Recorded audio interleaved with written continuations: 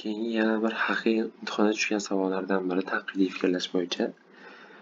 Agar gimnastikada qattiq va takroriy mashqlarni bajarsa, bo'g'im og'riqlari yuzaga keladi. Bu yerda gimnastikada demak qattiq va takroriy mashqlarni bajaradigan bo'lsak, bo'g'im og'riqlari yuzaga keladi. Endi bitta gapni ko'ramiz, ya'ni bo'g'im og'riqlari savolni mana shu joyda.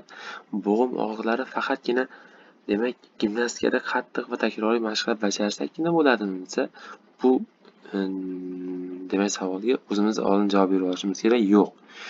Boshqa sabablar bilan ham bo'g'imlar og'rishi mumkin deb demak biz mana bu A va B'larni keyin o'qishimiz kerak. Shunda chalg'ib ketmaymiz. Asa Sayyora juda mohir gimnastikachi. U qattiq va takroriy mashqlar bajaradi. Demak, unda bo'g'im og'riqlari bor. Bu to'g'ri gap o'quvchilar, chunki bu yerda mana bu yetarli shart edi.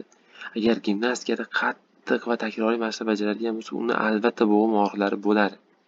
Bu demak A javob, demak A ning gapi demak to'g'ri. Bu yerda B-chi. Nodir juda zo'r gimnastikachi va har kuni mashq qiladi.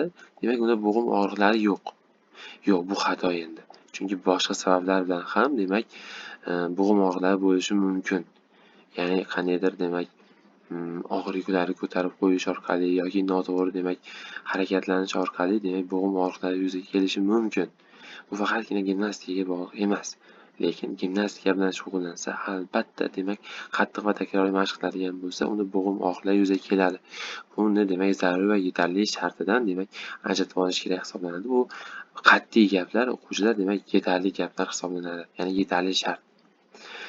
Ya'ni bo'g'im og'rishi uchun gimnastika va qattiq takroriy mashq qilish yetadi. Lekin bo'g'im og'rig'i faqatgina shular orqali emas, boshqa sabablar bilan bo'lishi mumkin.